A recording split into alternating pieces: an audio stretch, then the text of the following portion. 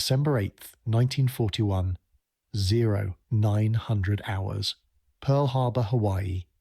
Lieutenant Commander Thomas Withers stood in the operations room of the Pacific Fleet Submarine Command, watching smoke still rising from Battleship Row. The Arizona burned beneath the harbor's oily surface. The Oklahoma lay capsized. The West Virginia settled into the mud. 8 battleships damaged or destroyed. The battle line that was supposed to project American power across the Pacific was gone. But Withers wasn't looking at the burning battleships. He was studying a map of Japanese shipping lanes stretching across the Pacific. While America mourned its surface fleet, he saw something the Japanese hadn't considered. Their empire ran on merchant ships, tankers carrying oil from the Dutch East Indies, freighters hauling rubber from Malaya, ore carriers bringing iron from China. Every gallon of fuel, every bullet, every grain of rice for their armies depended on ships crossing thousands of miles of ocean. The Japanese had struck American steel at Pearl Harbor. Withers was about to strike something far more vulnerable: the thin line of merchant vessels that kept the Japanese war machine breathing. Within hours, Admiral Chester Nimitz would issue the order that changed everything: execute unrestricted submarine warfare against Japan. No warnings, no mercy, sink anything flying the rising sun. What followed was the most successful submarine campaign in naval history. American submarines would sink 1,178 Japanese merchant ships, totaling over 5 million tons. They would destroy 201 Japanese naval vessels. They would strangle an empire that depended on the sea, transforming Japan from a conquering power into a starving island nation that couldn't feed its people or fuel its war machine. The invisible blockade had begun, and it would prove more devastating than any surface battle ever fought. The Japanese Empire, in December 1941, was a paradox of strength and fatal weakness. Japan had conquered vast territories across Asia and the Pacific. They controlled resource-rich regions from Manchuria to the Dutch East Indies. They possessed a navy that had just demonstrated its power at Pearl Harbor. They had armies that had swept through China, Malaya, and the Philippines with devastating speed. But beneath this impressive military facade lay a crippling vulnerability that Japanese planners understood all too well. Japan was a resource-starved island nation attempting to wage industrial warfare. The home islands produced almost no oil, insufficient food for the population, limited iron ore, no rubber, inadequate coal, and critically short supplies of almost every strategic material except manpower. Every resource needed to sustain the empire had to be imported by ship. The oil fields of Sumatra and Borneo produced the petroleum that Japanese refineries converted into aviation fuel and diesel. The rubber plantations of Malaya provided the material for tires and seals. The rice paddies of French Indochina fed Japanese soldiers across the Pacific. The iron mines of China and Malaya supplied the steel mills that produced weapons and ships. Admiral Isoroku Yamamoto, architect of the Pearl Harbor attack, understood this weakness intimately. He had told Japanese leaders before the war that he could run wild for 6 months to a year. After that, Japan would need to have achieved decisive victory or face inevitable defeat. The nation simply couldn't sustain a long war against an opponent with superior industrial capacity and unlimited resources. The Japanese merchant fleet in December 1941 totaled approximately 6 million tons of shipping. This sounds impressive until compared to American and British merchant fleets that measured in the tens of millions of tons. More critically, Japanese shipbuilding capacity was limited. The nation could build perhaps 600,000 tons of merchant shipping annually at maximum production. This was barely sufficient to replace normal peacetime losses, completely inadequate for wartime attrition. Japanese naval planning had focused almost entirely on battleship engagements and carrier strikes. They had developed the finest torpedoes in the world for surface combat. They had trained pilots to elite standards. They had built battleships and carriers that matched or exceeded anything in Western navies, but they had virtually ignored anti-submarine warfare and merchant ship protection. The Japanese Navy possessed fewer than 50 escort vessels capable of anti-submarine work when war began. They had no coherent convoy system. Their depth charges were inferior to American and British weapons. Their sonar was primitive. Their anti-submarine doctrine was practically non-existent. Merchant captains sailed alone, or in small groups with minimal protection, following predictable routes on rigid schedules. This neglect stemmed from cultural attitudes as much as strategic oversight. The Japanese Navy considered escorting merchant ships beneath the dignity of warships. Real sailors fought enemy warships in decisive battles. Convoy escort was defensive, passive, inglorious work, suited only for second-rate vessels and crews. This attitude would prove catastrophically mistaken. The American submarine force that would exploit these Japanese weaknesses was itself deeply flawed in December 1941. The United States Navy operated 111 submarines in the Pacific, a seemingly formidable force. But these boats suffered from crippling defects that would nearly doom the submarine campaign before it began. The Mark 14 torpedo, standard weapon for American submarines, was a disaster of engineering and bureaucracy. The torpedo ran 10 feet deeper than set, passing harmlessly beneath enemy ships. Its magnetic exploder detonated prematurely or not at all. Its contact exploder often failed to function when striking a target at the correct 90-degree angle. Submarine skippers would line up perfect shots, hear their torpedoes hit enemy hulls with metallic clangs, and watch in frustration as nothing happened. The torpedo scandal would persist for nearly 2 years, as the Bureau of Ordnance refused to acknowledge the defects. Submarine commanders filed report after report documenting failures. They conducted their own tests, proving the weapons didn't work. The bureaucrats dismissed their concerns, insisting the torpedoes were perfect, and failures resulted from poor shooting or cowardice. It would take direct intervention from Admiral Nimitz and actual combat testing before the problems were finally addressed in late 1943. American submarine doctrine in 1941 was equally problematic. Pre-war planning had envisioned submarines, operating primarily as scouts for the battle fleet, gathering intelligence and harassing enemy warships. The concept of unrestricted warfare against merchant shipping contradicted international law and American naval tradition. Submarine skippers had been trained for cautious, methodical approaches emphasizing their boat's survival over aggressive action. The submarines themselves represented 1930s technology that was rapidly becoming obsolete. The fleet boats of the Gato class were well built and relatively comfortable, but they were slow on the surface, even slower submerged, and required nearly a minute to dive from surface to safe depth. Their batteries limited underwater endurance to hours, not days. Their range was adequate for Pacific operations, but not exceptional. Against competent anti-submarine forces, they would have been extremely vulnerable. What saved the American submarine campaign was not superior technology or brilliant planning. It was Japanese incompetence in anti-submarine warfare, combined with the gradual correction of American torpedo defects and the emergence of aggressive submarine commanders willing to press home attacks despite defective weapons. The early months of the submarine war were exercises in frustration. Lieutenant Commander Chester Smith, commanding USS Swordfish, fired 13 torpedoes at Japanese transports off Tokyo Bay in January 1942. He had 11 hits, 0 ships sank. The torpedoes either ran too deep or their exploders failed. Smith's report documenting these failures was dismissed by the Bureau of Ordnance. Commander Dudley Morton, who had become one of America's great submarine aces, fired 8 torpedoes in his first patrol as captain of USS Wahoo in February 1943. 4 hit their targets. 1 exploded. Morton's rage at the defective weapons nearly got him court-martialed when he reported that the Bureau of Ordnance was killing more American submariners than the Japanese. But even with defective torpedoes, American submarines began taking a toll on Japanese shipping. The unrestricted warfare order meant that any Japanese merchant vessel was a legitimate target. Submarines positioned themselves along known shipping routes between Japan and conquered territories. When targets appeared, submarines attacked, often multiple times, until their torpedoes were expended or the defective weapons finally worked. By mid-1942, American submarines had sunk approximately 180 Japanese merchant ships, totaling over 700,000 tons. This exceeded Japanese shipbuilding capacity.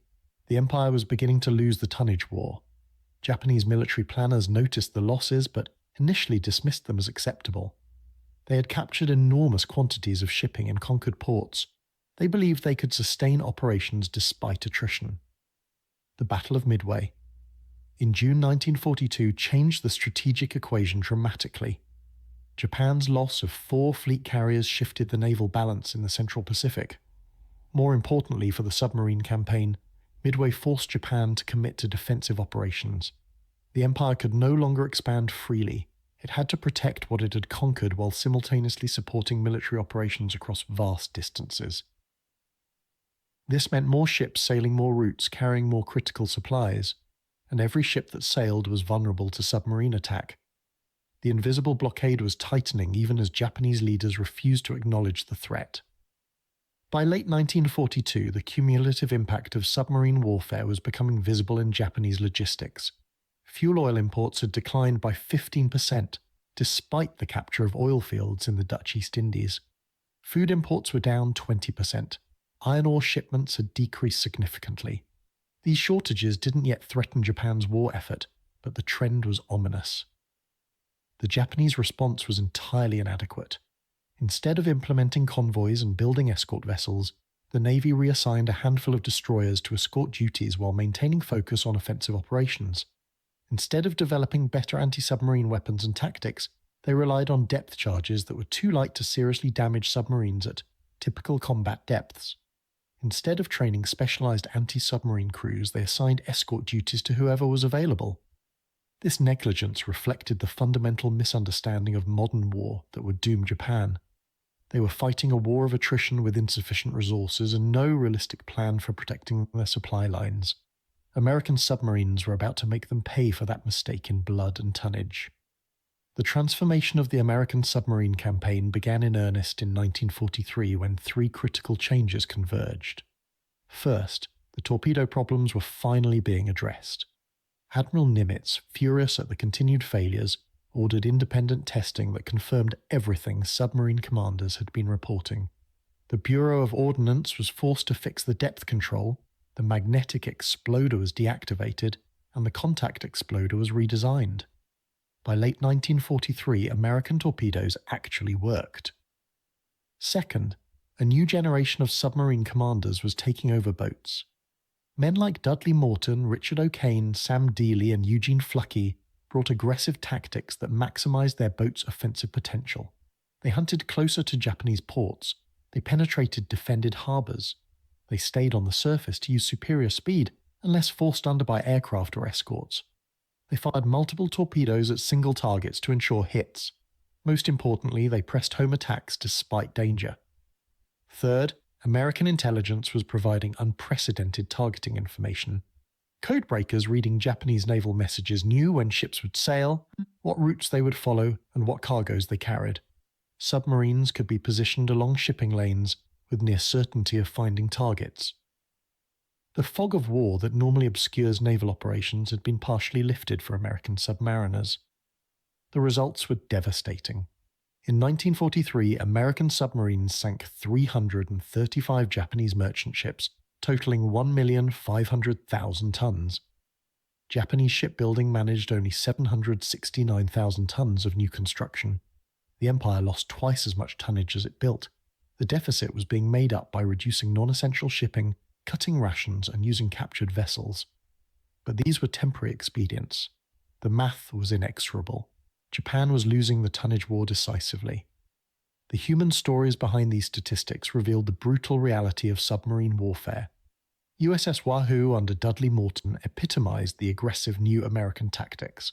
In January 1943, Morton took Wahoo into the shallow waters of Wewak Harbor in New Guinea, a defended anchorage considered too dangerous for submarine operations.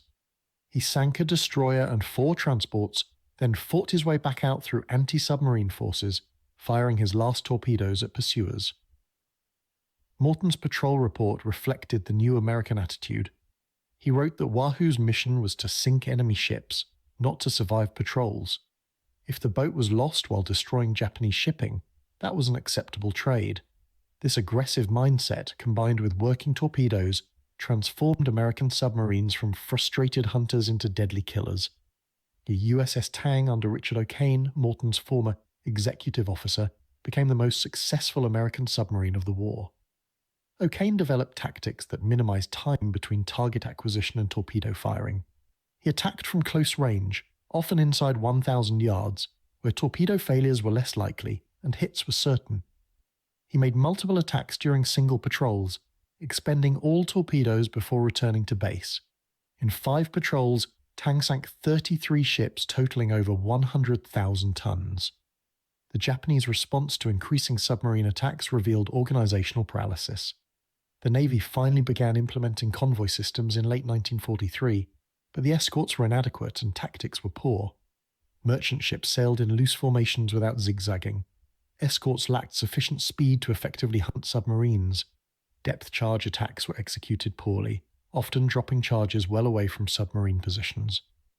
Japanese anti-submarine aircraft were equally ineffective. They lacked advanced radar that allowed American aircraft to detect surface submarines at night. Their depth bombs were too light. Their crews were inadequately trained. Submarines learned they could remain surfaced unless aircraft came very close, submerging only at the last moment. More fundamentally, Japan never developed the industrial capacity to replace shipping losses. American shipyards were producing Liberty ships faster than German U-boats could sink them in the Atlantic. Japanese shipyards couldn't even replace peacetime losses, let alone wartime attrition. Every ship sunk was a permanent loss. Every ton of steel sent to the bottom was irreplaceable. By mid-1944, the impact of submarine warfare on Japanese war-making capacity was becoming catastrophic. Oil imports from the southern resource area had declined by 60%. The combined fleet had to base major units in Singapore and Borneo to be near fuel sources because tanker losses made it impossible to supply fleet anchorages in Japan. Food imports were down 40%. Industrial production was declining not from bombing but from lack of raw materials arriving by ship. The Imperial Japanese Navy had lost its numerical advantage in destroyers and cruisers, with many sunk by submarines while on transport or escort duties. Trained pilots were being killed during transport to operational areas when the ships carrying them were torpedoed. Entire army divisions were delayed or disrupted by shipping losses. The logistics system that sustained Japanese military operations was collapsing. American submarine operations in 1944 reached their peak effectiveness. The submarines now operated in coordinated wolf packs, sharing intelligence and concentrating against convoys. They had reliable torpedoes and aggressive commanders. They faced an enemy whose anti-submarine capabilities had not improved despite 2 years of devastating losses. USS Flasher under Commander Reuben Whittaker demonstrated the new American capabilities during a patrol in December 1944. Whittaker intercepted a Japanese convoy in the South China Sea. Over 3 days, he sank 4 ships totaling 27,000 tons, including 2 tankers carrying oil from Borneo to Japan.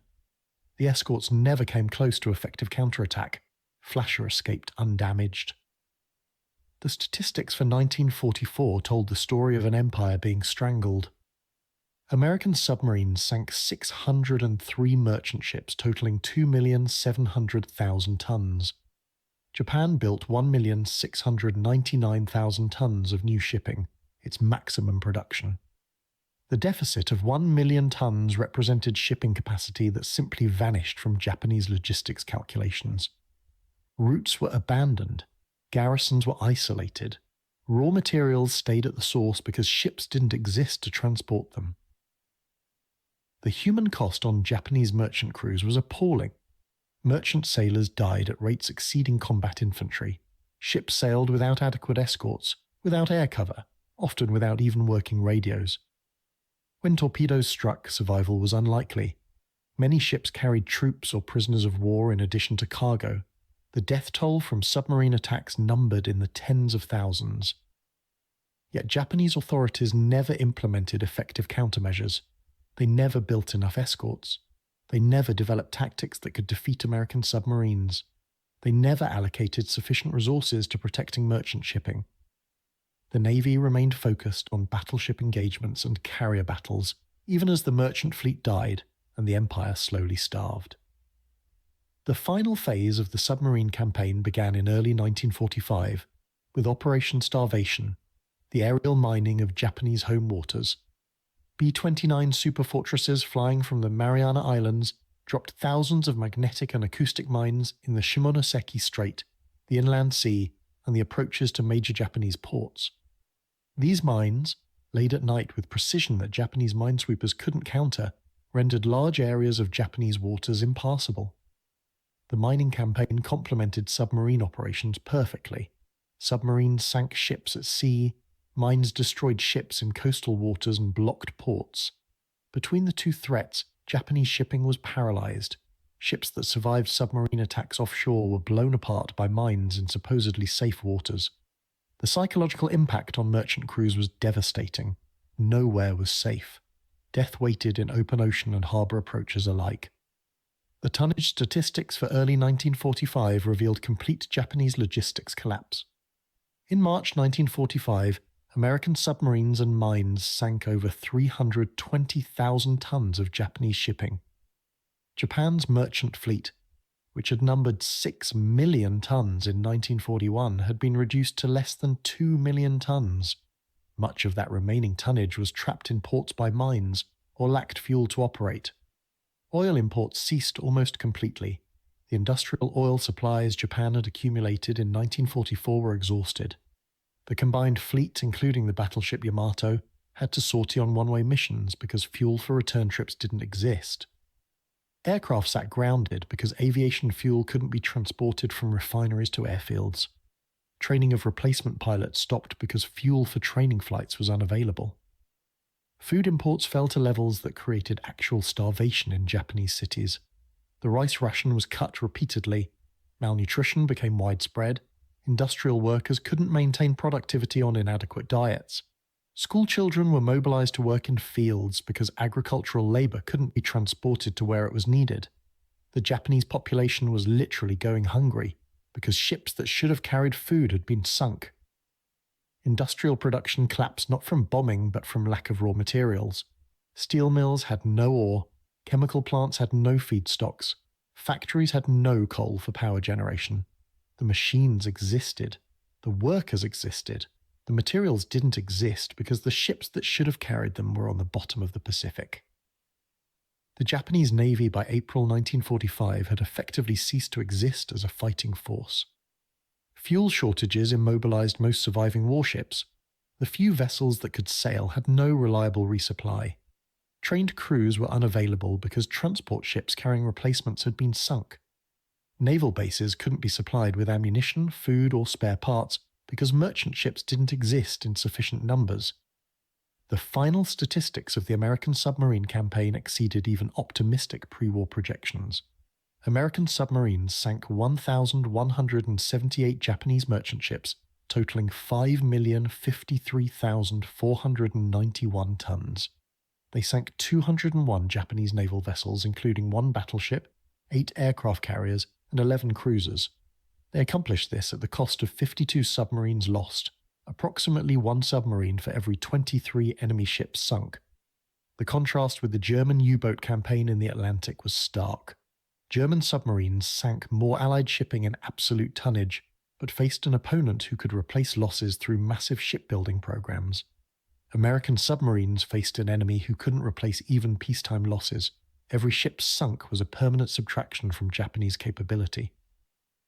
The human cost was measured in more than hulls and tonnage. Over 130,000 Japanese merchant sailors died in the war, many from submarine attacks. Thousands of Allied prisoners of war being transported on Japanese ships died when submarines torpedoed those unmarked vessels. Tens of thousands of Japanese soldiers drowned when transports were sunk. The death toll from the invisible blockade exceeded casualties in many famous battles. Japanese military leaders recognized defeat by early 1945, but couldn't acknowledge it publicly. The logistics situation made continued resistance militarily impossible. The nation couldn't feed its population, fuel its military, or supply its industries. Yet institutional inertia, ideological commitment, and fear of the consequences of surrender kept the war continuing even after rational strategy dictated peace. The atomic bombs dropped on Hiroshima and Nagasaki in August 1945 provided the political justification for Japanese surrender. But the submarine campaign had already defeated Japan strategically. The empire couldn't have continued fighting beyond full 1945, even without invasion or atomic weapons. The logistics system that sustained military operations had been destroyed. The merchant fleet that carried Japan's lifeblood had been sunk. American submarine commanders received recognition that reflected their contribution to victory. 20 submariners were awarded the Medal of Honor. Hundreds received Navy Crosses and Silver Stars. The Silent Service, as submariners called themselves, had accomplished the most successful submarine campaign in naval history while maintaining operational security so complete that most Americans didn't know about their achievements until after the war. The lessons of the submarine campaign resonated far beyond World War II. The campaign demonstrated that industrial warfare required secure logistics. Military prowess without resource security was ultimately futile. Japan had conquered vast territories but couldn't protect the shipping lanes that connected those territories to the home islands. That strategic failure doomed the empire regardless of tactical victories elsewhere. The campaign also revealed the importance of unglamorous support systems. Anti-submarine warfare, merchant ship construction, convoy escort operations were boring, defensive, and utterly critical. The Japanese Navy's focus on offensive operations and decisive battles blinded them to the necessity of protecting merchant shipping. They built battleships when they needed escorts. They trained carrier pilots when they needed anti-submarine specialists. They fought the war they wanted rather than the war they faced. For the United States, the submarine campaign validated pre-war investment in submarines and in cryptographic intelligence. The money spent developing fleet submarines in the 1930s paid enormous dividends when those boats strangled Japanese logistics. The resources devoted to breaking Japanese codes provided targeting information that multiplied submarine effectiveness. These were long-term investments in capabilities that seemed secondary to battleships and carriers but proved war-winning. The transformation of submarine doctrine from cautious scouting to aggressive commerce raiding demonstrated organizational learning under pressure. The Navy recognized that pre-war doctrine was inappropriate for unrestricted warfare. Commanders who embraced aggressive tactics were promoted. Officers who remained cautious were reassigned. Working torpedoes replaced defective ones despite bureaucratic resistance. The submarine force adapted and improved throughout the war. The human dimension of submarine warfare created unique psychological pressures. Submarine crews lived for weeks in confined steel tubes, sharing recycled air, eating the same food, knowing that depth charges or torpedo malfunction could kill them all in seconds. They couldn't see the enemy. They attacked by periscope or radar, launching torpedoes at metal shapes in the darkness. When they succeeded, they often didn't witness the results, diving deep to escape counterattack. Yet submarine duty was volunteer service with high morale. Submarine crews received better food than surface ships. They enjoyed more relaxed discipline when at sea. They received extra pay for hazardous duty. Most importantly, they knew their work mattered. Every enemy ship sunk was direct contribution to victory. Every successful patrol brought Japan closer to defeat. The Silent Service understood its importance even when the public didn't. The Japanese perspective revealed the psychological impact of submarine warfare on victims. Merchant sailors who survived repeated torpedo attacks developed what modern psychology would call post-traumatic stress. Some refused to return to sea. Others became nearly catatonic during voyages, jumping at every sound. The knowledge that torpedoes could strike without warning from invisible submarines created constant terror. Japanese naval planners watched merchant shipping decline and understood the strategic implications but couldn't generate effective responses. They knew convoy systems worked because the Allies used them successfully in the Atlantic. They knew escort vessels were necessary. They knew specialized anti-submarine training was critical. But they couldn't allocate resources away from offensive operations. The institutional commitment to decisive battle prevented adoption of defensive measures until far too late. The final measure of the submarine campaign's success was its effect on Japanese strategy.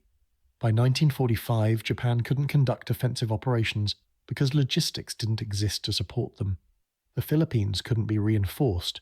Okinawa couldn't be adequately supplied.